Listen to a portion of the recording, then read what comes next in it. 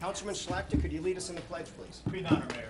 I pledge allegiance to the flag of the United States of America and to the republic for which it stands, one nation, under God, indivisible, with liberty and justice for all. That was nice. Roll call, please. Councilwoman Carumba. Councilman DeWitt. Present. Councilman Slackton. Here. Mayor Simmons. Here. Councilman O'Flynn. Here. Councilman Gibson. Here. Councilman Forbes. Here. Good afternoon, everybody. How are you? Good afternoon, Mayor. Could we, at this point, please move on to public comment on agenda items? I see we have a nice turnout from the public. If you'd like to speak, please come to the podium at this time. Correct, Rick. Thank you. On budget items, on agenda items. That's why we're here. How you doing? I'm going to speak about the TNR. Up just a little bit closer there. Okay. Thank you, Nell. There you go. All right. My name Welcome. is Angela Gibson, and I live in Bonita. I'm a very active volunteer with your Trap Neuter Return program for the community cats. Many of the people you see here with the green shirts are volunteers in our program. We have about 70 people who are out on the streets every day trapping cats, monitoring colonies, making sure cats are healthy. Since the program began, personally, we're responsible for about 600 cats fixed. Since the program began, about 2,000 cats in the city of Bonita Springs have been fixed. You may not realize that every cat we fix is 100 kittens that will never be born. So what that means is we've prevented 200,000 kittens from being born on the streets of Bonita Springs since we started this program. So that's a huge accomplishment, and I commend all of you for giving us funding to do this. The problem is we ran out of funding yesterday with what you gave us for last year. We are currently on hold because we are out of funding until October 1st when the fiscal year starts again. This means as I get calls from people who want help getting cats fixed, I have to tell them, no, I'm sorry, you have to wait till October. And you know what they're going to do? They're never going to call me back because most people who do this, it's twisting their arm to getting them to participate anyway. If you start cutting funding now, what's going to happen is where we work, the colonies where we have fixed cats, all of that work is going to start unraveling because you have neighborhoods where you fix cats and then you have neighborhoods next to them that we haven't gotten to. Those cats will continue to populate, spill back into areas that we have fixed. So the problem is that the money you have spent, the tremendous amount of work we have done is all going to be wasted. If you cut our budget by half, we will be dead in the water next year in kitten season. What that means specifically is that 250 to 300 cats will not get trapped next year.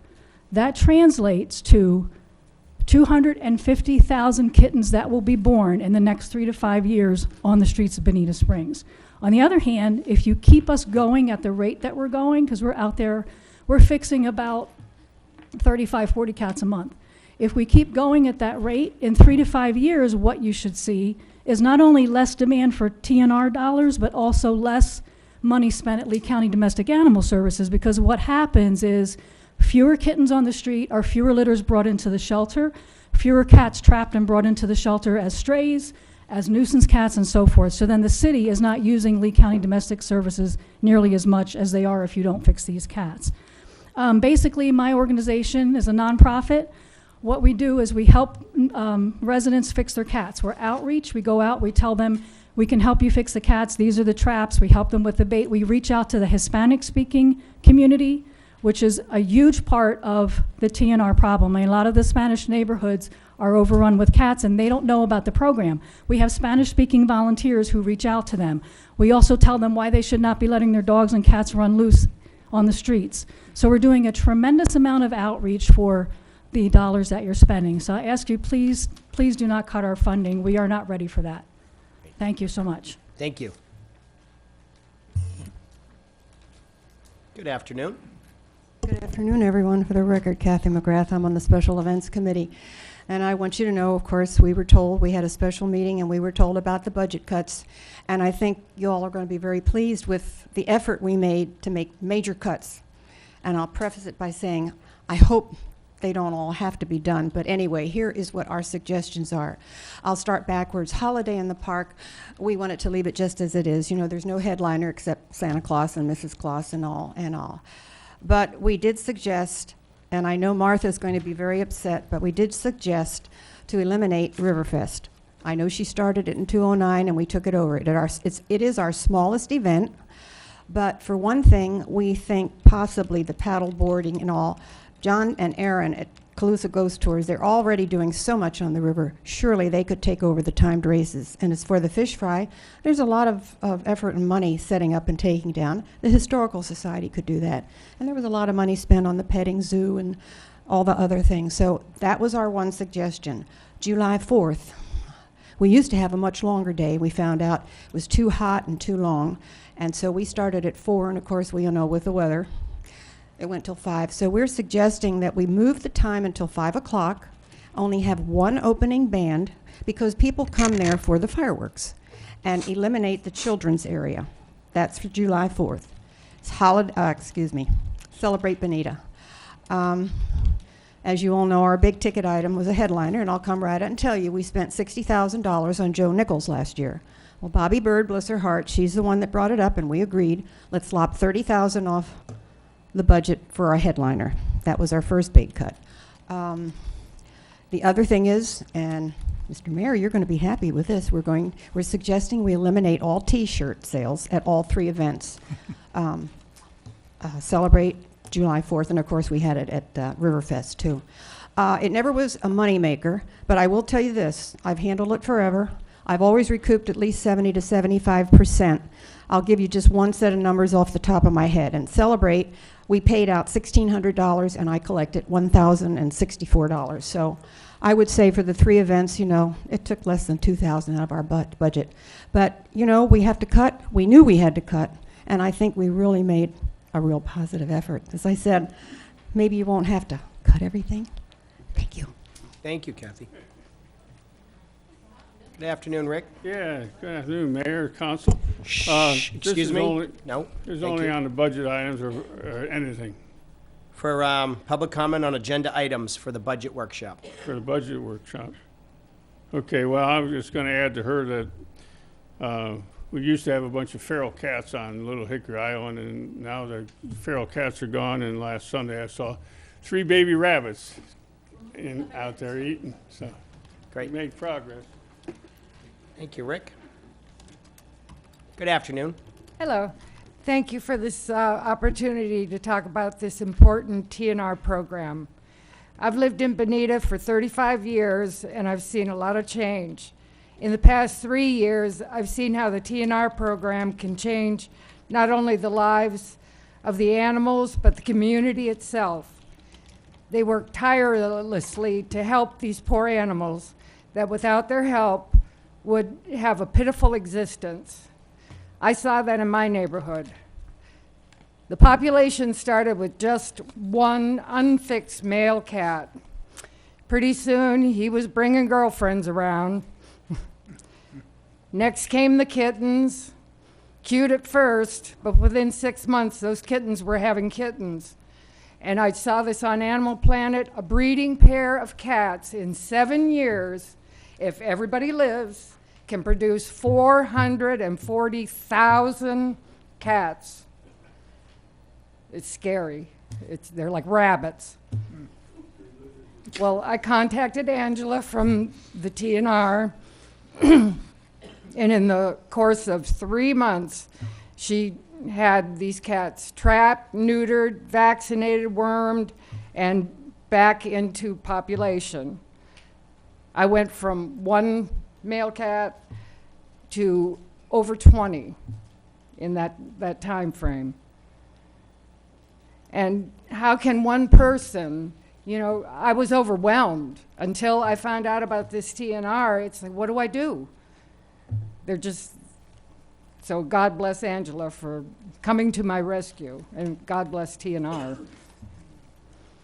But once the cats are fixed, the breeding is removed from the equation, and the colony's more relaxed. The cats, you know, they can run and jump and play. There's no more fighting. There's no more marking. So they're pleasant to have around.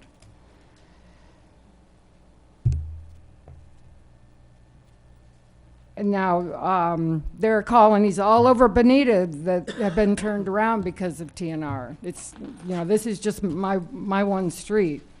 Now, these people volunteer their services. They work night and day. One time, Angela actually came over in her pajamas to help me get the last breeding female in my neighborhood in a trap so that we could close the door on that, close the page on that. They work in the rain, the shine. These people are dedicated to helping these animals and making the community better. The momentum of the TNR is in full swing now, and it's made great strides. If anything, TNR should be given more money. You'd be hard-pressed to find a more dedicated group of people. They should be rewarded for all their hard work, not punished by having the budget cut. Bonita needs TNR. It's a valuable asset to this community. Thank you for your time. Thank you very much. Other members of the public that'd like to speak, please come forward. Good afternoon. Good afternoon. My name's Debbie Cheeseborough, and I live in Spring Creek, and I want to talk about the Spring Creek restoration. There's some hoo-ha going on that it was supposed to start, and then they were thinking about maybe not doing the budget. I've lived there for 22 years, and we have places where we can barely get our boats out any longer. It does not only affect us, I live in Spring Creek Village, but it affects Bonita Bay, they're on the creek. Pelican Landing, they're on the creek. Estero Bay Shores, they are on the creek. Mound Key is on the creek, and of course Spring Creek. And that's all a boating area out there. And I have seen my sandbar that's in front of my house get really, really big. So I hope that you continue with the budget for Spring Creek restoration. And I'm probably the only one that's going to be here because a lot of people go away this time of year. So thank you. Thank you very much. Other members of the public? Good afternoon, Linda. Hello, I'm Linda Schwartz, and I've been a full-time resident of Bonita since 2001, and I'm here on behalf of many in my community just to support the Spring Creek project. I want to thank the council, the mayor, and Matt Feeney for his tenacity in following through with this project, and just tell you that your efforts are greatly appreciated. Also, a special thanks to Martha Simons for getting this off the ground and to begin with. Thanks. Great. Thank you, Linda. Other members of the public? Good afternoon, Martha. Good afternoon. I don't envy you. Glad you're there, not me. Name, please. Okay. I remember a certain council person said to me, Your name for the record? Martha Simons, Thank you. pleased to be a Bonita Springs team member with you and the citizens behind me. I remember a council member said to me, we have millions of dollars in road projects that never get talked about, and we're diddling around with nickels and dimes on little things that, you know, the public comes up and expresses support for. So I hope you take that into consideration when talking about the TNR program. This is a dream come true for me, seeing these volunteers organize and the work that they're doing. Because as Carl knows, Carl and I went to the dog pound, whatever you call it, the shelter up in Fort Myers to talk to Donna Ward about a solution. And we were trying to work out a depot at the community hall and this, and just trying to work a way out. And, you know, we finally decided, hey, guess what? The best way would be to get a veterinarian who's a vendor down here. This, and I wrote you an email, this is actually a model program for the county. I don't know why they're not spreading this idea around the rest of the county, because to engage your citizens is really the only way that you're going to eliminate this problem. And your continued support to do that is actually working. We're eliminating disease, we're eliminating a greater population of cats, fecal matter in the waste stream, you know, in the water, so many things. So, you know, we started out, as I wrote to you, some of you who are new didn't know that that year when we started this, we saved $80,000 because of first Cape Coral started the effort to renegotiate the DAS contract, and then Carl and all the other city managers jumped on board and said, hey, good idea. And he saved us $80,000, so we put $25,000 towards that to jump it off. Diane Lynn, Alana Henry, the folks at Community Development, we're all trapping cats. Janet Martin, And when we got this, we actually got the residents to do it. So it's not only the volunteers you see here, but they're getting the word out to residents around the city that, hey, guess what? You can bring your cat over here, or not your cat, but a feral cat. You know, my street, when I went out and hit doors with the pamphlets. We trapped almost 200 cats. Okay, because of like Wynn Properties right there, the Sunshine Plaza, people were dropping off cats. And we had cats all around community develop, all over the place. So I think, do you spoke about the numbers, the money this year? I think the money's already spent, you know? By the next quarter, I mean, by the time you get to October, that $16,000 will be gone that you already have budgeted this year. So, you know, if you could, I know I wrote to you about 12, but actually after talking to Angela, I was like, really? They're saying 20. I guess they are going to be hard at work. We can eliminate this problem. Okay, on to the next thing. Spring Creek Restoration, of course, yes, you know, that's going to happen, right? I want to congratulate Fred Forbes for his errata sheet. I'm with you on all that. That's great. Lighting, I took the advice of Peter O'Flynn, who said, hey, I know you want $20,000 for the extra lighting. Do the 10 that's already in the street lighting committee. Put 10 on Pennsylvania Royal.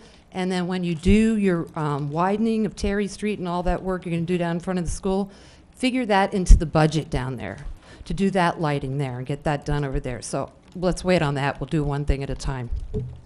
I want to thank you, and I want to thank, well, Linda's gone, but I want to thank everybody who's here to speak to you, and I want to thank you, Mr. Slatka, and you, Mr. Gibson, and Mr. Simmons, Mayor Simmons, for voting for Spring Creek in the first place and fighting for it for that first 6 months. Well, actually, y'all did after I left. So, Mike, thank you for fighting for that. You remember getting the water right. That's a big theme. And also the transportation, so get at it, guys. Thank you very much. Other members of the public, if you'd like to speak, please come forward at this time.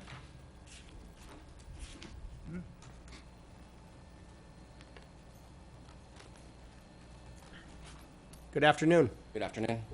For the record, my name is Shane Snell, and I'm here to talk about the TNR program. The other folks have already went over the numbers. They speak for themselves as far as the value of TNR and cutting down on, you know, feral population. But I just want to talk about the value for your dollar. What are you receiving? What the volunteers and the other rescuers in Lee and Collier County, what they put into this is what you don't see. The kittens and the, you know, we have a problem with people just moving out of their houses and leaving their cats sit outside. This happened over at Bonita Fairways, you know, and the humane thing to do is to obviously, you know, try to put that cat into a home. So there has to be a rescue group or somebody to take that responsibility. And all those costs are borne, you know, by us personally and or the rescue groups. You know, the kittens, the same thing. We try to find them homes, but all that vetting is done privately, not through the TNR program. So there's thousands and thousands and thousands of more dollars that are done that, you know, that are kind of integrated into this that you guys don't see the value of, you know, not to mention the hours and hours of the volunteers, you know, that we put into this.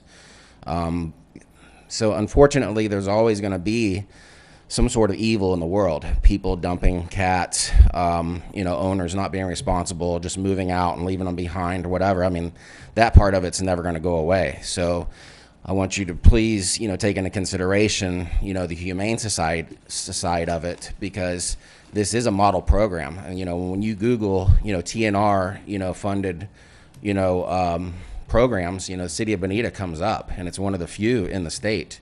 You know, you're actually embarrassing Collier County because they don't have anything, and Lee County, they've drastically cut their program. So I think you really, you're going to see in terms of, I don't know, the economical side of it, because people are going to want to come here on vacation and spend their money, and they're going to see the Humane Society side of what the city of Bonita does for their animals. And so not only just on the side of, you know, fixing the cats, but you're also going to see these invisible dollars, so to speak, you know, that's not on paper. So I appreciate it. Thank you. Thank you very much. Other members of the public? Going, gone. Okay, great. Thank you, members of the public. Appreciate that very much. If we could now move on to approval of the minutes for the council budget meeting on July 7th. I so move. So moved. Is there a second? Second. Further discussion? I got it. First time in history. Can we do these offline, or we got to do them here? Got to do them here. All right. If you don't mind, guys. Page 4.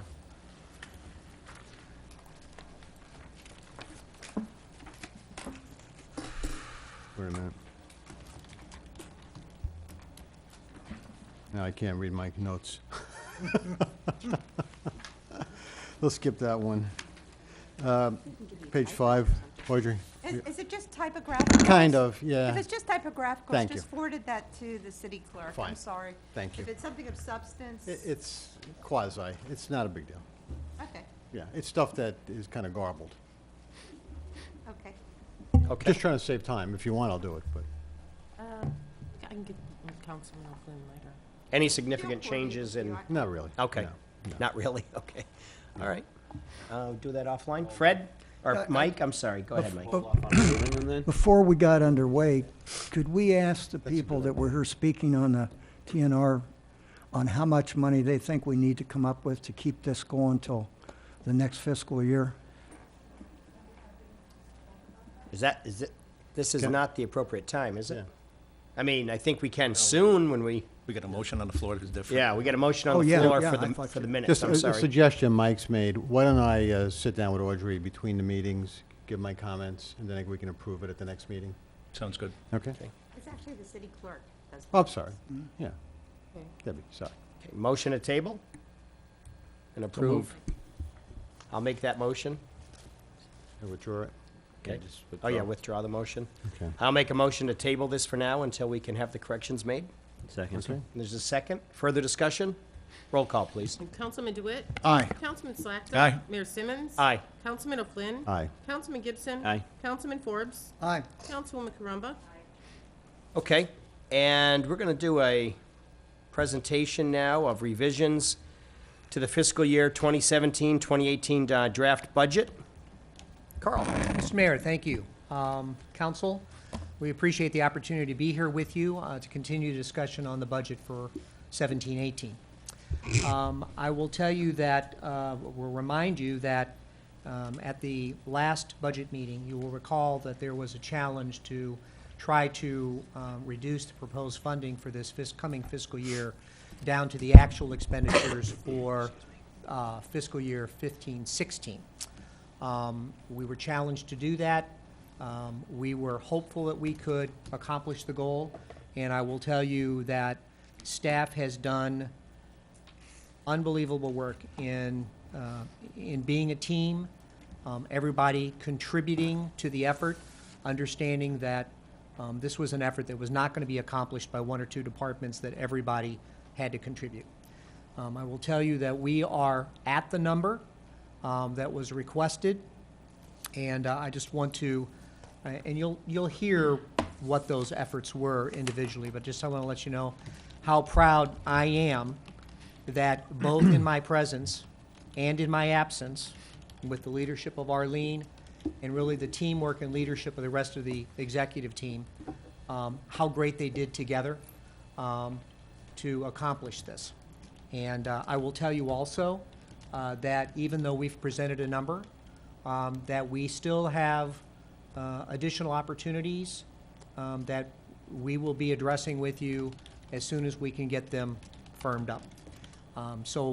Again, excited by what the staff has done. I want to thank them personally. I'm proud to serve with them. With that, what I'd like to do is turn the microphone over to Ann Wright, our finance director, who will go through the proposed changes for council. Oh, and before I do that, I want to tell you up front that time-wise, we are now strapped. If the council approves the changes that have been recommended by staff, every single page of the budget that you have will have to be changed. We're going to redo the entire budget. We have no problem with that. The problem is that in order to get a budget back to you, for you to feel comfortable with and begin public hearings in September, we are down to very, very little time. And so we're hoping, if it's possible, that the budget discussions can be concluded as much as possible today. All right? And if that, again, I know council understands that we're talking about the possibility of doing this now, going to a council meeting, and perhaps coming back out of that into further budget discussions. But with that said, Ann? Thank you. Thank you, Carl. Hi, Ann. Ann Bright, hello, Mayor and Council. Good afternoon. I would like to remind you that in September, as Carl mentioned, that we have our first hearing September 7th at 5:05 p.m. So September 7th at 5:05 p.m. And at the July 7th meeting, as Carl referenced, Council provided direction to staff regarding a number of items. First of all, the reduction of the general fund expenditures to the FY 2016 actual expenditure amount of $12,189,444, which is about a $1.3 million reduction from where we were on that July budget. Another item was to increase certain general fund expenditures by a total amount of $67,500. Also increase capital projects expenditures funded by the general fund by $805,000, and budget the new revenues in the 2011 debt service fund to pay the scheduled debt service payment that had been funded through the general fund. And as Carl mentioned, identifying these general fund expenditure reductions was an extensive team effort, but I would like to recognize and thank the leadership of Carl and Arlene through the entire process, as well as the efforts of the finance team, in addition to the executive team. The legal pages on page 4 behind the green sheet, legal size pages, go into the details, and I would like to start on page 4 because I want to run through very quickly the reduction in the expenditures on the general fund. So if you can turn to page 4, and it does start with the personal services expenditures. And the personal services expenditures total reduction, $124,202, and that reduction primarily is the result of deleting the budget for a vacant position. It's a position within the Parks Department, and also reducing the amount budgeted for the projected health insurance increase. We know that the health insurance will increase, and there is a lot of uncertainty regarding that. And I wanted to explain how we identified that amount of the reduction, which is $60,945 for the health insurance. The budget that was presented in July was based on a 20% increase of the total cost that we are paying right now for health insurance. So taking the total cost that we pay on a monthly basis right now, annualizing that, and adding 20%. The same was true for the HSA amount. What we have done now is we've annualized it based on the amount we're paying now, used that amount for 5 months, effective with our renewal date of March 1st, increased it by 15%. So that's how we came up with the reduction of the $60,945. On the HSA, well, you're going to make a presentation, or do you want to ask as we go? I'd like to do a presentation if that's okay. Sure. Yeah, thanks, Greg. Because this is really an overview, but these are some key things that I know there was a lot of discussion, so I wanted to clarify. But Okay. the rest is going to move pretty quick to allow Okay. for the discussion. Great, Thank you. thanks. On the HSA, we did something similar. That means that the book that you had July 7th had a 20% increase on the HSA amount. So the HSA amount that was budgeted in that book July 7th for individual was $2,640 for an individual, and then any different coverage, family or spouse coverage, $5,340. So instead of increasing that to that level, we just increased it to $2,600 for individual and $5,200. And the $2,600 number is based on, we anticipate that the deductible that we will end up with the renewal period, and again, a lot of uncertainty, we're making the assumption, will be $3,000 as opposed to the current $2,600 of a deductible, which is what we have right now. So the $3,000 deductible offset by an HSA contribution of $2,600 leaves the $400 that the individual insured being covered would have to pay out of pocket. So that's how that came about. As a result, I just wanted to clarify why we're seeing that line item actually decrease. We have a small reduction in that cost of $3,200. And that's all the discussion I have on personal services. The next area, and the area of our largest reduction in expenditures is in the operating expenditures. And the total of those operating expenditures decreased $925,147. The largest reduction was the elimination of the contingency account, which was direction that we did receive from council. The other large deductions, if you can turn to page 5, were the result of identifying restricted revenues that could fund costs that were budgeted in the general fund. We recognize that this is not an elimination of these costs, but rather a transfer of these costs, which are now funded by restricted revenues.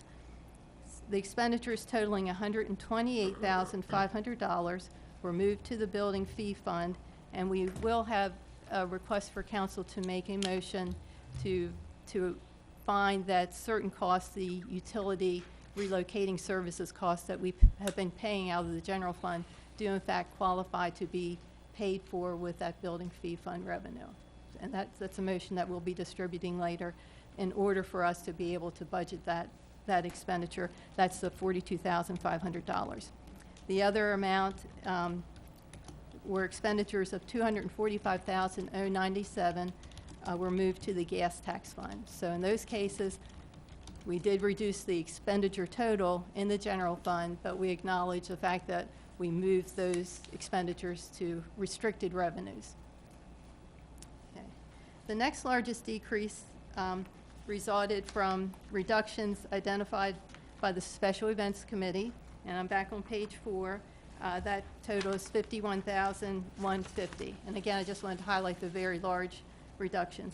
Laura will be discussing these reductions after this overview, so I didn't want to say too much about that.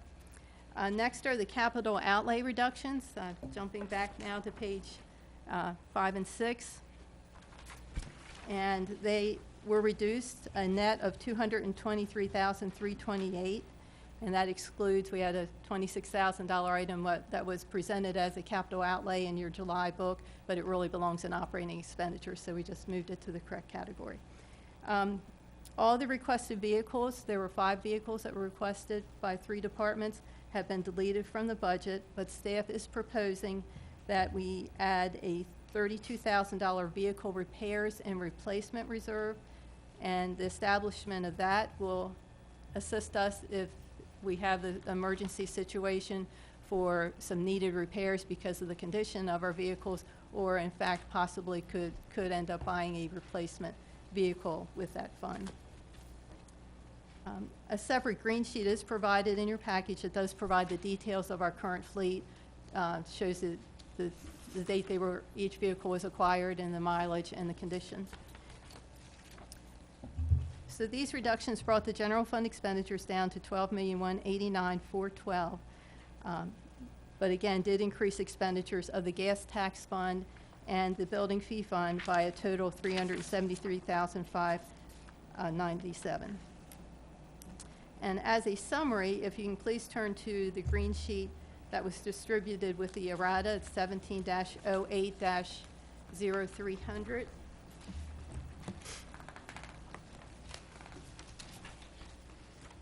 This does provide a more abbreviated summary because it's actually showing the impact of these changes to the projected ending fund balance.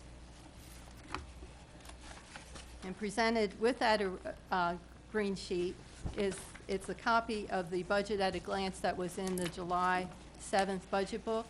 So it's attached to the errata. And it is picking up that net difference column on the far right-hand side. So it starts with a net difference for the general fund was $258,643. So the summary starts with that at the top, and then it shows in a summary fashion all those different changes that were detailed in a greater fashion in the previous green sheet, and to get down to how the net impacted the changes. Great. And that's all I had from an overview standpoint. Great. We'll start with Greg, seeing how he... Mr. Mayor. Yes. Excuse me for just a minute, if I might. I just want to add a very high-level comment here, and that goes to my prior comment about we're still trying to identify some additional savings. And I will tell you that when you take a look at page 5, and you see the shift from gas tax, or actually expenditures coming from gas tax as a part of these cuts, I can tell you with some confidence that regarding a reorg of a department, which we're not prepared to discuss at this point because there's other things to be checking at this point, but we're pretty confident that we're going to have close to $100,000 in savings on a reorganization that will be proposed. And the bottom line is that could then put almost $100,000 savings into the gas tax, and it could be used for what it's more likely to be used for. So just wanted to make you aware of that. Okay, I appreciate that. Greg? Just a couple questions off the top of my head, just to get things, I guess, started. On some of the savings, my question was, and kind of alluded to what Carl was just talking about, the gas tax being used for the drainage maintenance and landscape maintenance for Old 41. Could we transfer all the maintenance for all those and use it out of the gas tax? And that's a question. That's one. We have actually 3 sources of revenue that go into the gas tax, and it's the 5 cents, the 6 cent, and the revenue sharing related to gas tax. And each one of those have different restrictions on how they can be used. So we were very careful with how we allocated expenditures. Some of the funds are used for maintenance and some capital items. One is usually is 100% just for capital items, and then the other one's a combination. So that was our basis. So we'd have to analyze to see if there's more that would be allocated there. All right, yeah, because if we can analyze that, because I see on the errata sheet where the revenue in the gas tax is, what is it, 1.9, 1.93 for revenues for the gas tax? Mm-hmm. So, I mean, if we could pull more of the maintenance out of that. And then my other question is the 42.5 that's coming from the building permit fees? Yes. Is there any way, that's something new, is there any way we could get paid back for other years? Once council passes a motion, we are looking at a reimbursement for prior years as well. Okay. I guess that's it to start with. My other question was back on the HSA, if it was going to be decreased, but you've answered that already. Thanks, Greg. Mr. Amy? Excuse me, Mr. Mayor, I'm Carl. sorry. I may be jumping in here every once in a that's while. okay. So just Jump to follow in. up on an item that was just discussed, just a reminder to council that you have a pretty aggressive capital improvements list that you're working on. And gas tax can be used towards those. Okay. So the more you use gas tax to relieve the general fund of maintenance items and other operating things like that, the less money you have to put towards your capital desires and your priorities. Okay, thank you. Thanks, Carl. Amy? When I reviewed these things on my own before the presentation, I had some reaction to the work that was done, and I really appreciate everything that the staff and you did in order to come to a number that we had suggested you follow. But I think that we need to take a step back because I think we need to have a consensus on the council of what kind of strategy we want to follow in the future. I thought we had consensus, but perhaps we don't, that we want to have a sustainable operation here. And we have certain revenues that we can expect to have in the future, and we can hope that we'll have growth in the future. But there are certain parts of that revenue that we've discovered, or you pointed out to us, that are not reliable. One of the most important one are the impact fees, because we are approaching built out. So I think we as a council need to talk about this philosophically, and that is, what do we think about how to address these kinds of revenue issues that have been uncovered? And two, we need to come to consensus of how we feel about debt. I think Deputy Mayor O'Flynn did a masterful job of pointing out some important statistics that would suggest that we are carrying a relatively substantial debt burden, but that doesn't mean we can't add to it. But so I think council needs to figure out whether that's what we want to do. And I also think we need to rethink or reinforce our thinking about what we think government needs to do in order to articulate and implement the vision that we see in our comprehensive plan. And then we need to also discuss openly in council what we think about the tax burden that our residents have now and in the future, and whether we are comfortable with the idea of using a mechanism of increasing taxes to compensate for the potential loss of revenue that we've expressed. And do we indeed subscribe to a pay-as-you-go process or not? We also, and I think one of the reasons that I was a little bit disappointed in the presentation is because I had suggested that it might be important if we understand as a council what the community really wants and what the staff thinks are essentials. I think we've already gotten a response, because I compliment the work that Laura has and the staff and the committees have done in regard to the events, because they have stepped up and said, this is an essential function, but we can do it for less. Because this is not just a one-time event, what we're doing here today. I think we're going to face the same kind of situation every year for the next 5 or more years, because we do have some needs that we've expressed we want to accomplish. Maybe they're in the order of wants, or maybe they're needs, but that's something that council needs to achieve. And then we have to revisit what we think is government light.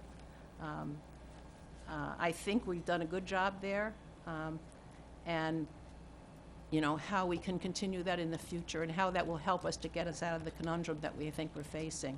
So again, I ask our council people to start a dialogue about this, because as we go over this budget, I think it's important that some of these cost bending curves that we're seeing on expenditures, they're not sustainable. When you're just moving payment from one fund to another,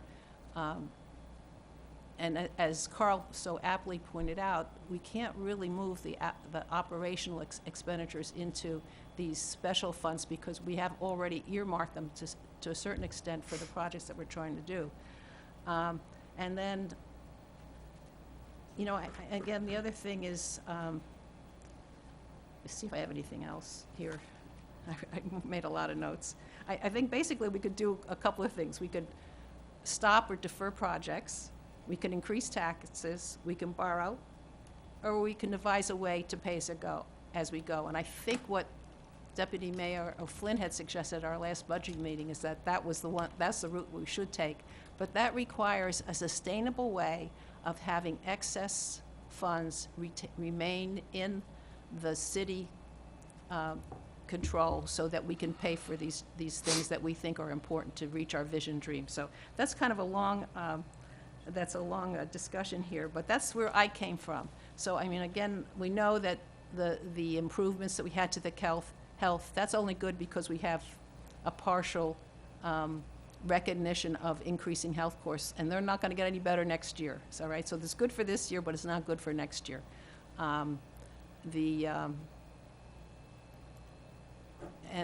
And I think even the use of funds going to the building fund, that's a sustainable thing. We can allocate certain operational expenditures there, and that makes sense. But I don't know how many other of the moves that have been made are sustainable beyond this year. But that isn't to criticize what was done here, because we have to get through this year. But I think the council needs to really think about how we're going to go forward with this. I like to do a pay-as-you-go. I mean, I think that's, I don't want to raise taxes. I don't want to go into debt. I don't think we can. But I do want to accomplish some things that I think we've been trying to do. Thank you, Amy. Fred? Yeah, I agree with much of what Amy has said. A couple points. I think the thing of postponing buying all these cars, all that means is that another year or so, we're going to have a whole lot more probably beyond those to replace. So I would think that we might want to reconsider a little bit of that and maybe buy half of them instead of postponing all of them. The other thing that I want to make sure of, and that is that we have not cut so much that we're not only cut to the bone, but down in the quick to where almost every other meeting, some department's going to come in with a very valid need for extra money. I think there'll be a little bit of that. The last thing I want to say is that Ann Wright did provide all of you data on other cities, and we're not, in my opinion, nearly in as bad a shape as what some of us may think. The other thing is, I believe, and am I right, that a big part of our debt load goes away in about 3 years? Is that about right? Right, November 1st of 2021. And won't that about cut the debt service in half or thereabouts? Yes. So that, I mean, first of all, a lot of the needs that we have, capital-wise, it's going to take us another year or two to get designs. We're going to get some good stuff in from the great firms we've just hired and recommendations, but none of this is going to be on our. So once that debt load goes away, we have other options. And if you remember at the last meeting, I said we need to start this process more like March of next year so that we can put more time into the philosophical things that we're facing, you know, whether we cut, whether we stretch out schedules, whether we increase the ad valorem, whatever. There's all these options. I think this is a year to really get our priorities in order. And that really isn't that far between now and next April. You know, time flies. So that's my thoughts. Okay, great. Thanks, Fred. Mike? Mainly I have kind of similar concerns about the vehicles. You know, are we putting them all off when something should be replaced? But Carl said we are, well, we're suggesting having a line item to where we can have some money in there in case one does die, we have money to replace it or do some repairs. But like Fred said, you know, are we really just pushing it off? Are we going to have, you know, 6 cars or 7 cars in a year or two that need to be replaced? So I have some worries there, and just overall, you know, are we cutting too much? In talking to Audrey, she's cutting her budget for advertising, where she may have to come back to us. So like Fred said, you know, they may be coming back throughout the year to increase it. So that's basically just going to make the budget look like, okay, this is what the budget we voted on, but then at the end of the year, we were over budget on everything because we made them cut back too far. They had to come back constantly to ask for more. So I don't think we should really be in that position. You know, if they need the money, I think they should have the money there for when they need it. And with the TNR program, when we discussed that at the last meeting, it sounded like we were just knocking it back to what they were going to use this year. But if they've already run out of money this year and we're not even done, right. Obviously I don't think we should cut it back anymore. And, you know, we may need to give them a little more this year just so they can continue on the program for the next month or two. And I'll probably have some more thoughts along the way, but yeah, I'm just more priority wise. You know, we do want to do a lot with the transportation's our biggest issue. So I would really like to stay focused on that, and, you know, other things like the US 41 bridge beautification. I see a need for that, but is it like a dire need where that, you know, I think we should really be pursuing the quadrant study and, you know, our real goals first. And I think the only other thought I was having, in the last meeting we moved stuff, and I'd like to hear more from Peter here. on like to an urban design thing. I wanted to kind of grasp more of what exactly we're doing with that, because we moved a lot of smaller line items into an overarching urban design, but I almost, depending on what the goal is, I almost feel like it's better to have the individual line items, so that way we kind of know what's going on instead of just a super fund that's gonna, you know, move from one way, you know, one direction or another depending on the whim of what we're trying to do. Where before, it's nice having it laid out, like we're putting money to get this done, and this done, and then, you know, that was the goal of it. But then, you know, 6 months down the road, we decide, well, urban design means this instead now. So that's my only concern there. Thank you, Thanks. Mike. Fred, did you have something quick before I move Well, on? yeah, Sorry. I didn't discuss any of these things on the capital budget that I put a green sheet on, because I thought we were dealing with the operations, the nuts and bolts of this Yeah, that's what I thought payroll and also. all that, but, so I'm assuming we'll get to that, so I should not, I don't want to discuss it now. Okay, We yeah, wanna because get I think through we the all probably operating want to budget. drill down a little further on that. Exactly. Okay, thanks. Pete? Yeah, as the person who asked for this, I really appreciate the work Ann and the whole team has done. It's a high-quality piece of work, so thank you. Thanks to Carl, and thanks to Arlene, and the whole staff. I think it's great. I actually, a few points. What are we looking for, macro points now, and then we'll do individual points? Yes, Yeah, okay. So, actually I think there are parts of this that are a little bit actually better than it seems as well. So, for example, not on the EDC, which is being cut, and I don't think it should be cut, but leaving the EDC aside, we have,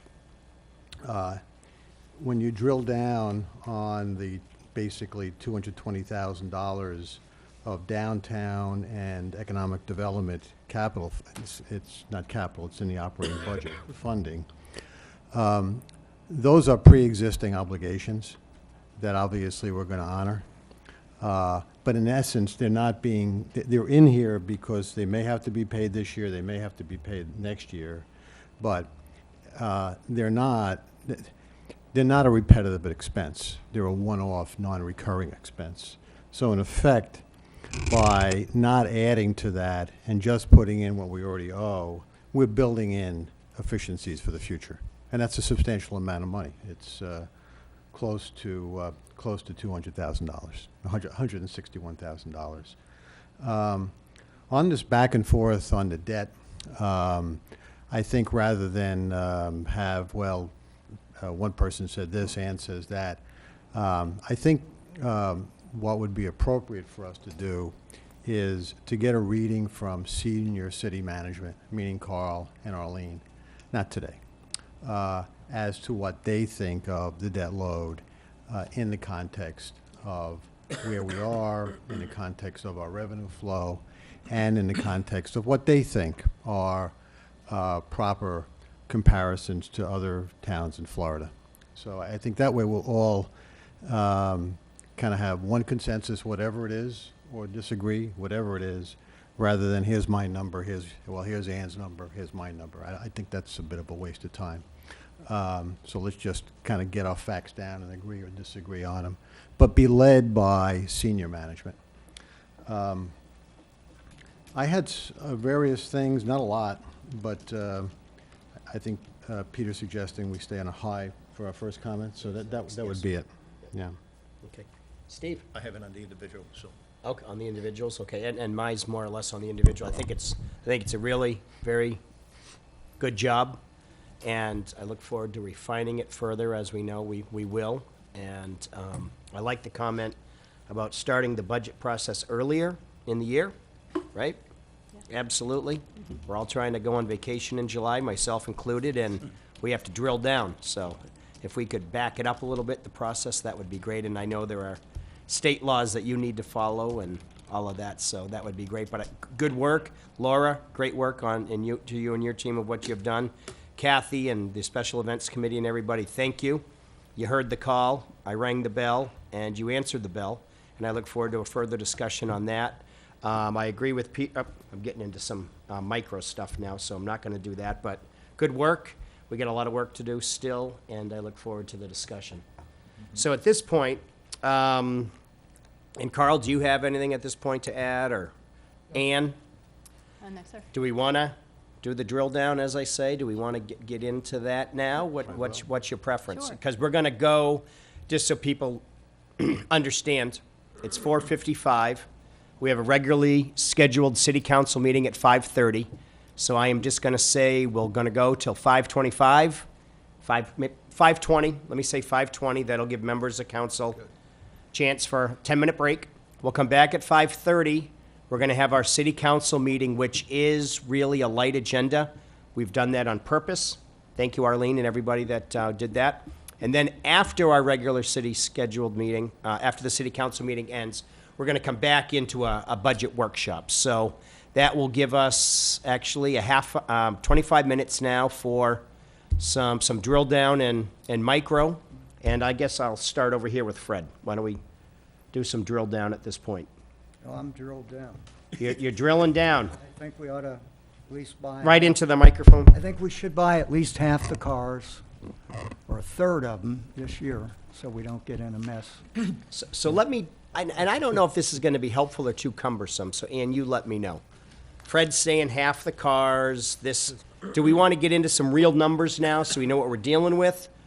We want to throw this out, kind of get, May- yeah, I mean, Mayor? all right, so what would Mayor? that equate to?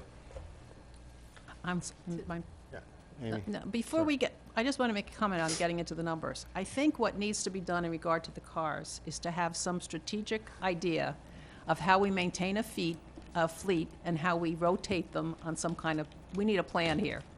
Because when I looked at just the mileage and the years when they were purchased, I mean, there's a bunching there. So we don't want to do that again. I think that if we're going to be sensible about this, we need a plan. So I would ask whoever does these things about cars and the staff to come back and say, this is what we recommend, to have a plan that we can execute with the idea that we are going to put a couple more cars in there or whatever is recommended, not 5 cars or whatever was in the original budget. But we cannot here and say, let's do 1 car, let's do 2 cars, let's do 3 cars. We need a process so we don't get into the position where we have to buy 5 cars or 6 cars, or whatever it is at one time. And I'm telling you, if you look at that list, we probably have to do more than 5 or 6 cars. So we have a little issue there that needs to be resolved by someone who does fleet maintenance or maintenance or. Well, I think somebody did that. That's why if you look at the conditions, fair, poor, excellent, they've given us the conditions. And if you go with poor, there's 1, 2, 3, 4, 5, 6 cars that are in poor condition. Exactly, but why are we at 6? I mean, that's the question. Because they're in poor condition. That's No, why we're at why, 6. there was not a process by which we would rotate them in a reasonable way, so we didn't get to a position where we had 6 going bad at the same time. Either we let them go when they were already, fair to poor. I mean, there was, maybe Carl can answer that. Can I ask? Sure, Pete. I kind of agree with Amy. I don't think we're all mechanics up here. I mean, I know we can read conditions. I don't know why we would be picking, I mean, I defer to Carl, is what I would do. I would at least like to hear what Carl has to say. Right. So I will just tell you that we basically have a process. Our process here is to have vehicles that are functional, that are efficient, that are reliable, so that our people can do the job they need to do to serve our residents. We've also operated, as you can see, where we will run these vehicles and these equipments into the ground because we want to be as efficient as we can with the public dollars. So if I can make a vehicle or a piece of equipment last another year and admittedly put a Band-Aid on it or whatever, and it's going to function, then I get another year out of it. There are clearly other ways to do that. I think what you're seeing is a bunch of vehicles were purchased at around the same time. They were not replaced for a long time, mostly because of the recession and the number of years it took to climb out of that. But we've continued to try to operate those vehicles in years where we had some additional funds, past 2011, 2012, when things were on the upturn. There are clearly other processes that can be done, and we can certainly look for best management practices for that. But for example, there are some cities that have the philosophy and the process in place where once you have spent in repairs 50% of the vehicle's original value, then it's time to turn it. Some might argue that that's too soon. But there are best management practices out there in terms of processes by which you make a determination to definitely turn the vehicle or the piece of equipment. And we admittedly do not have that in place, just because we're trying to get as much life as we can out of it for as long as we can. Well, that's a very laudable goal there, and I'm not disputing that. All I'm saying, what we are now, I don't think we want to buy 6 new vehicles all at the same time, and then, 10 years from now, all be faced with the same thing. I think there needs to be some distribution across there. So if there can be a different process, I would appreciate it. Okay. What would council want from us at this point? Would you want a recommendation that, for example, it's like, look, let's not buy all these vehicles, let's buy half of them or a third of them. Let staff go back and determine which are the ones that absolutely have to be replaced today, if that's the approach council wants to take, and we can make those recommendations. I think in my mind, it's a two-step process. I think Amy's hit the bullseye in terms of we need a process. 6 cars this year is going to mean 6 additional cars 5 years from now when they're all in disrepair or whatever the number is. 1 car per year, 2 cars per year, a car and a half, 3.25, whatever the number is, so that we're not, whatever that process is. And Amy, is that along the lines of what you're thinking? Yeah, and Greg, I know you have a comment, but I want to get to Amy first. I totally agree. Some turnover process, so we understand that most of the time we're going to be replacing, because these are not the only 6. Look beyond the 6. Mm-hmm. The other ones are also problematic. So we need to do, I think we probably need to do more than one, but I would like to hear a process and then have a recommendation that we start the process by buying X amount, 3 or whatever seems sensible, taking into account that the other ones are also problematic. In my mind, I'm with you, Amy. I'd like to see the process first, and then through the process, I think we would be better equipped to throw an actual number. Right. But if I'm alone with that thought, if you and I are alone with that thought, Yeah. so be it. But that makes sense to me as well. Mayor, so we must be right. Yeah, no. I'm going to go to Greg, and then Pete, and then Fred. It's just kind of a concept, and I know that Councilman O'Flynn and myself have really tried to hammer this home the last couple of meetings about pay-as-you-go, and I think this is a perfect example of what's happening right now. And the reason I say this is, in my other life, we do a lot of this, and we look at a vehicle, and when you're talking about the process, the way we do it is, 5 to 8 years on a staff vehicle.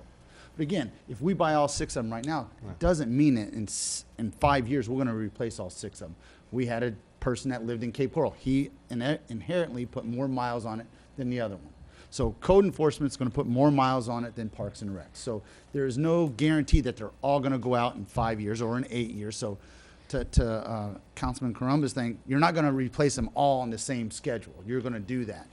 We've got 18 vehicles that we need to replace, and as city manager has told us, the reason why some of these vehicles are there's an 01 there. It's currently out of service. The reason why we couldn't even follow a schedule, let's say the city did have a schedule. We didn't follow it during the economic downturn because we couldn't afford it. And like I've said, pretty much my philosophy of being on city council and what the city should be looking at is infrastructure. We need to shore up our infrastructure. Now, if it's, taken away from some of our capital improvements, whether it's the old or the new 41 design over the Imperial River, to take away from that, to shore up our infrastructure. You guys are really going after my river. No, I'm sorry. I'll pick something else. Okay, I'll pick the mayor's monument, 450 for his monument. Yeah. If we can take it away from that and shore up that, I mean, just 2 days ago, I think we've got an email where I think if we had either a line item or a budget for replacement or for a depreciation account, we wouldn't have gotten an email saying that the AC went out and we need emergency funds for the Parks and Recs. So where I agree with Amy, we need to have that in place. We do need to have that in place. But in the short term and interim, we've got things falling apart here. We've got vehicles out of service right here. We've got 01, 02, 03 vehicles here that I would venture a guess that most people aren't driving around in 03 and 04 cars. There's a 97 on there. There's a 97. And that's what I'm saying. These are our city vehicles that, I mean, do we want to be known, or do we want to be seen as this, you know, I can go back to the days when somebody came to the fire department one day and said the inspectors should be riding bicycles doing the inspections. I don't think we want that out of our employees. They need to be riding around and doing their jobs in quality vehicles so they're not broken down. The other positive is, and like city manager said, there is a philosophy out there that every 2 years you get a new vehicle. Safety and efficiency. And if you're buying your vehicles off state bid, which I'm sure the city is doing, you're getting them at a very, very, very good discount. And there's nothing in the state statute that says you can't turn them around in 1 to 2 years. I know, like, only because we're in the bid process right now, for a full-size Chevy Tahoe, you can get one for $31,000. You're kidding. And you can turn around and sell it the next year and get that same Tahoe for $31,000, and you can keep rotating the fleet. There is a philosophy out there like that also. Right. And what the advantage is that it always gives you the most efficient and the most safe vehicle out there, which I think safety and efficiency is what we're looking for our employees. And with Well- different words, Greg, you're saying the same thing, a process. Yeah, I am. Yeah, I'm no, saying the yeah, process yeah, is there. no. And a good process, not Yep. telling the city manager, but a good process out there is 5 to 8 years on staff vehicles.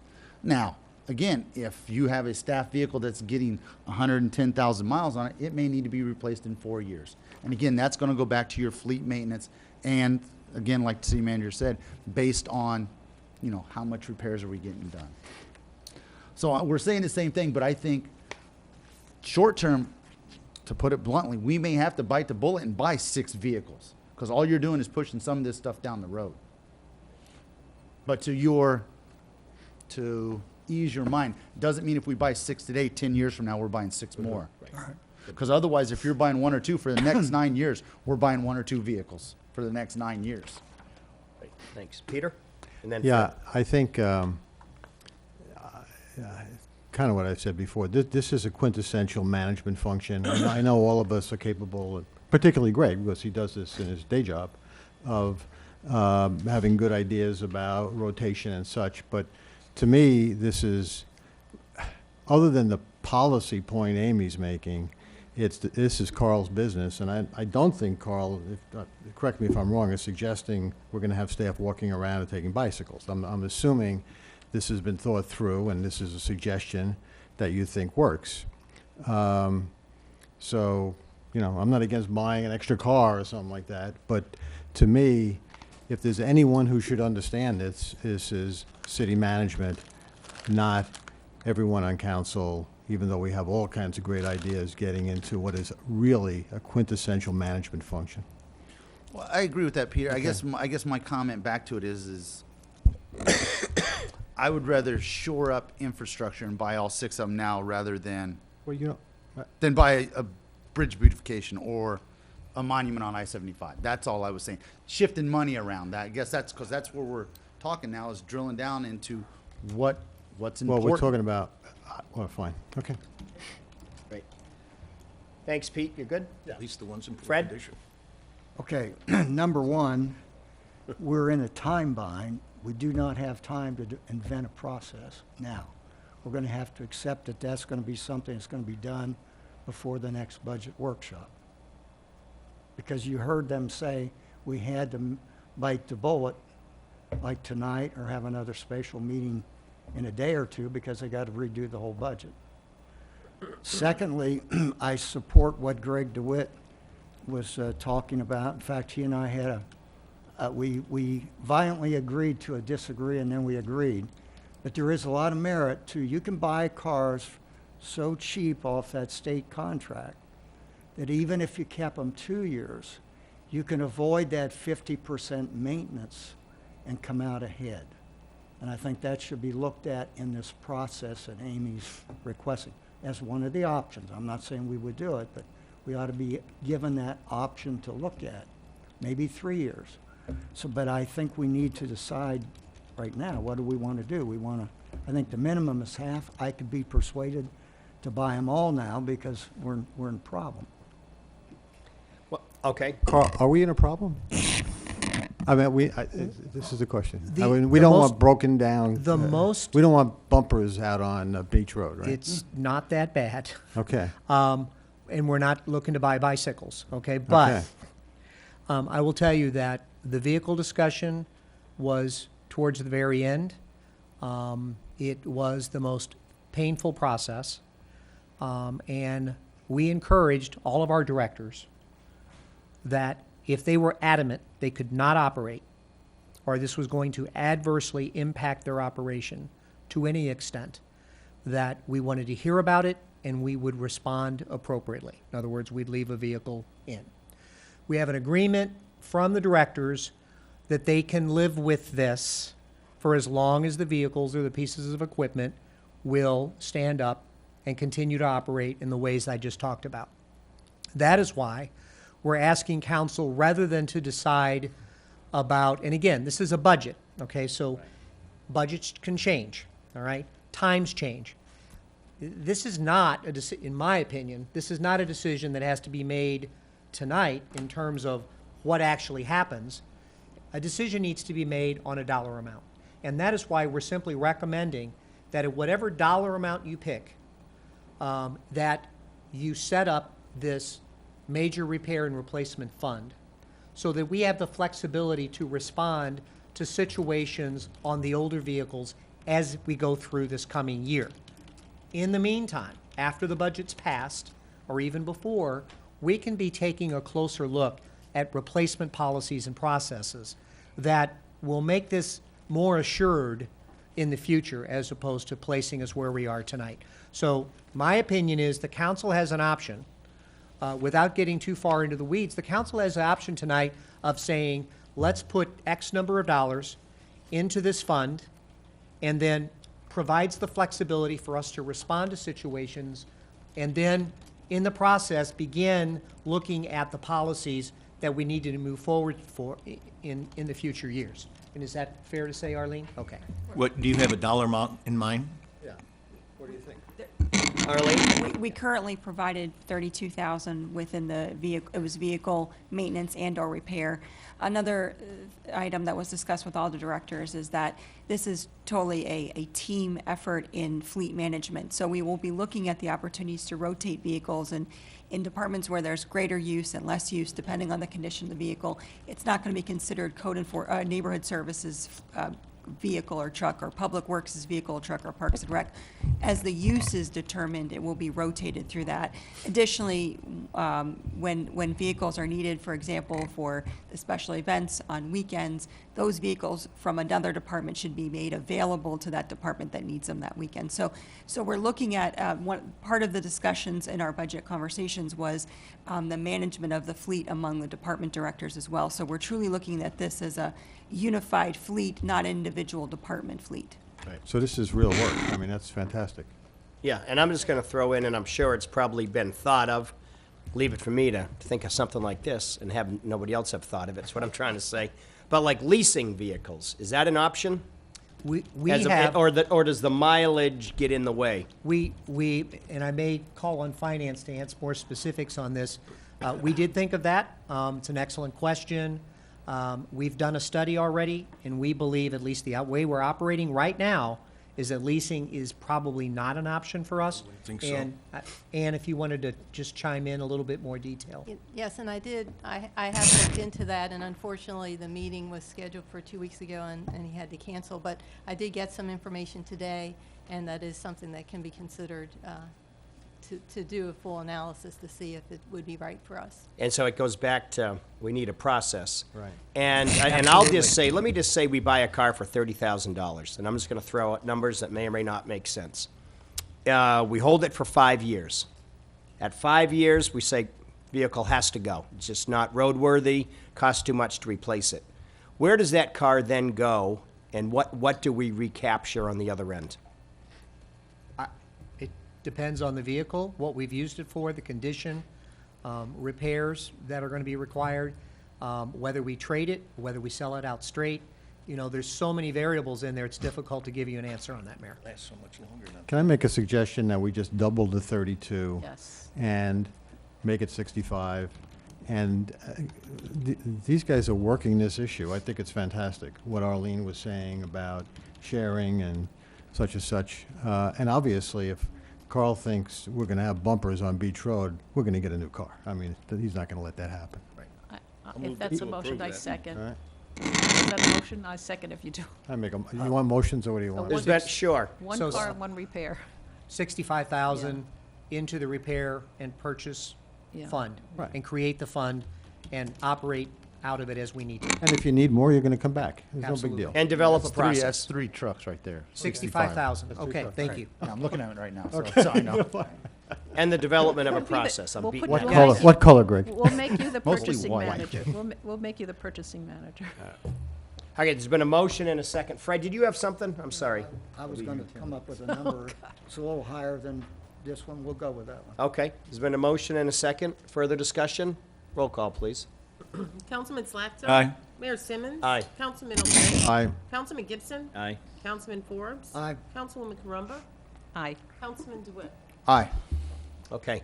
Can we do the neuter because the people are waiting? Yes, no, very, Yeah. very good point. Yes, it's 5:16, and actually, this probably shouldn't take that long, so, go ahead, Pete. No, I think We're- no, 'cause we're Fred gonna had, take a Mike, break. Mike had started to talk about it, so. Okay. Mike? Well, no, I mean, I was, or Brad? go ahead, Fred. yeah, I wanted to know how much more we needed to throw in to keep you in operation till the end of the year. How much? Ma'am, would you like to come up? That'd be great, please. Thank you. Oh, I'm sorry, that's right, I forgot about your leg. I'm sorry about that. It's okay.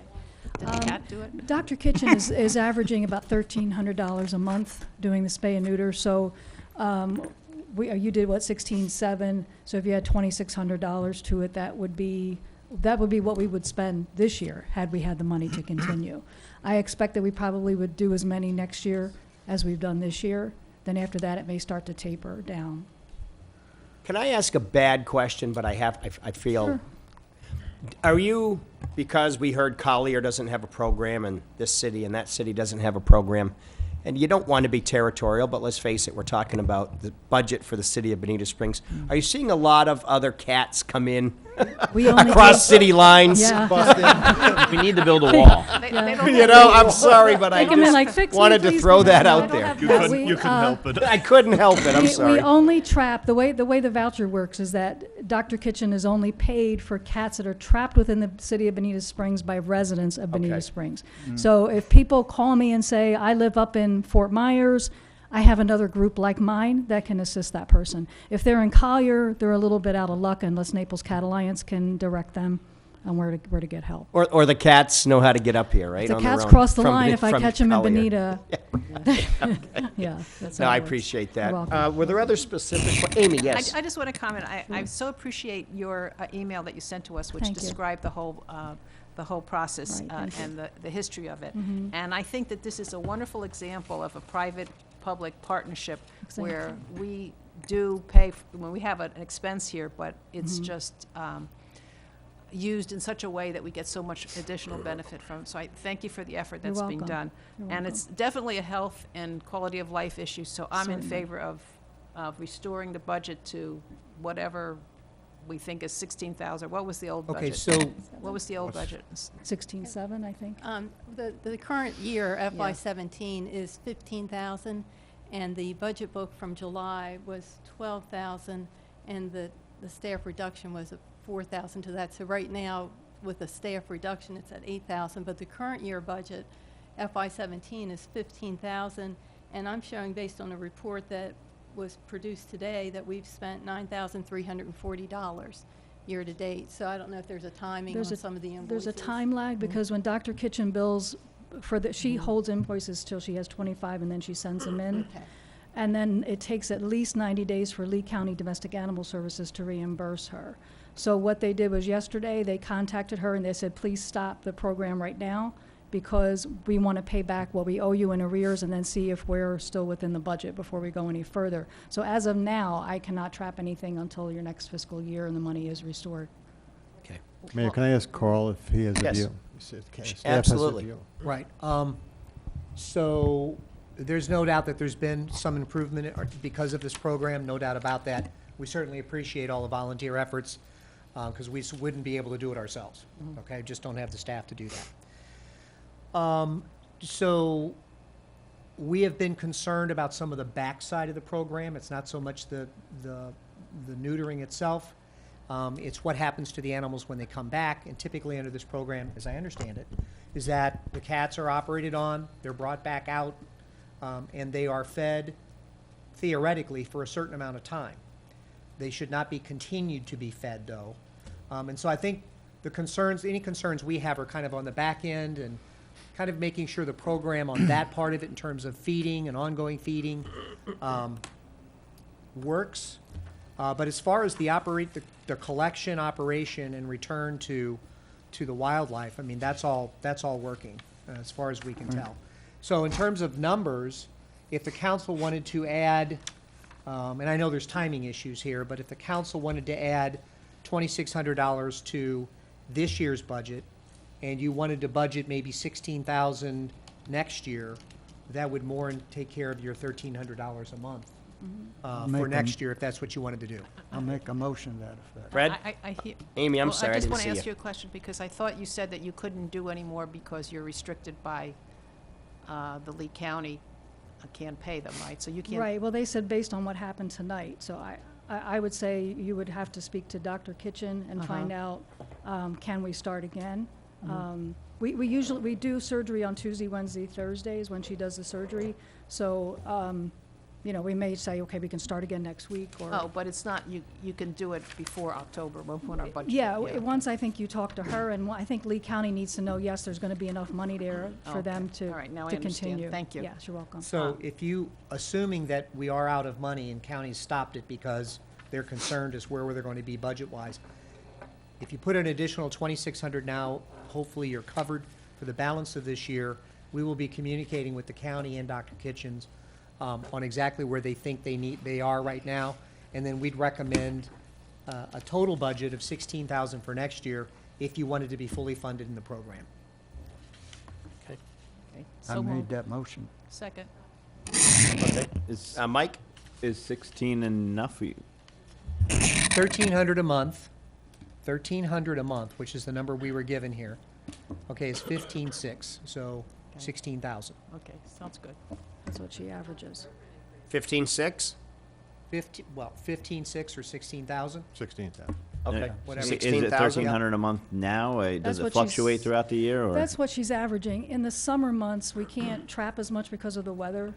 In kitten season, so February, March, we're like crazy, you know. So it varies, but that's her average that she emailed me the other night, that she bills an average of $1,333 a month. And that's over a 12-month period? Over a 12-month That average? period. Okay. Yeah. Okay. She actually, her office runs January to December, their budget, but figuring what she averages is $1,300 a month. And my motion included giving them the other money get to the end of Okay, this so your year. motion is for 16,000. And then 2,600? 2,600 for this fiscal year. Right. What was the budget that we just ran out of money on? What was that amount? It was a 15,000. So for this 15,000, but we're $2,600 short. Mm-hmm. So really, that's 17.6. So 16,000 is not enough.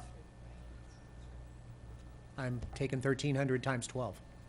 Well, So- if it fluctuates, though, if it's 1,300 now, but in the We're spring, if it's actually- higher. Yeah, we're actually getting more people using the program now than we were a year ago because of our nonprofit and the visibility, the Facebook page. We have events, you know, things like that. So more people know, and we do a lot more outreach. We now have a Spanish-speaking volunteer that we didn't have a year ago. So we're hitting neighborhoods like Rosemary Park and working in those neighborhoods. I couldn't do that last year because I couldn't communicate with people. Okay, Well, thank you. Fred? Let me change my motion to the higher amount for next year so we make sure that they don't run out of money. I mean, a couple grand isn't going to break the city of So, Bonita Springs. can you revise your motion then? Yeah, make it 18,000 still, plus 26 added on to the existing this year's budget. Okay, there's been a motion. Is there a second? Second. Second. It's been a motion and a second. Further discussion? No. Roll call, please. Mayor Simmons. Aye. Councilman O'Flynn. Aye. Councilman Gibson. Aye. Councilman Forbes. Aye. Councilwoman Carumba. Aye. Councilman DeWitt. Aye. Councilman Sack. Aye. Okay, great. It's 5:24. Actually, I'm sorry. We probably have to do public comment on this portion, or is it? Okay. Do we have Part of Thank you, Thank ma'am. you. I just want to thank you all and invite you all to the Survey Cafe Saturday night. We're having an event, so please stop by and see us. Thank you very much. Not closing it. No, we're not closing down, but if there's people that are going to leave, if you'd like to make a public comment at this point, please come up. But if it's something for a later issue that we haven't gotten to yet, Martha? Just real quick, Kentucky Street Park, okay? You only have a very limited amount of money in there. We cleaned that out. We found a Jeep in there. I People think were that's for sleeping in later, there. Martha. That's Thank for you. later on the budget. Thank you. More money over there. Right? Thank you very much. Yes, sir?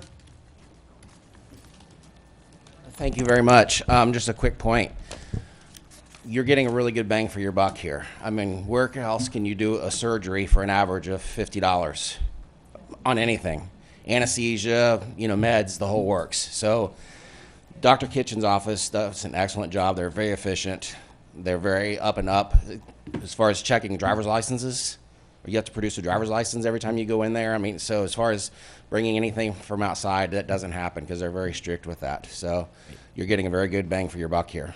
Wonderful. Thank you, sir. Other members of the public? Okay, we're going to adjourn for now, and we'll see everybody at 5:35. Thank you, in 10 minutes.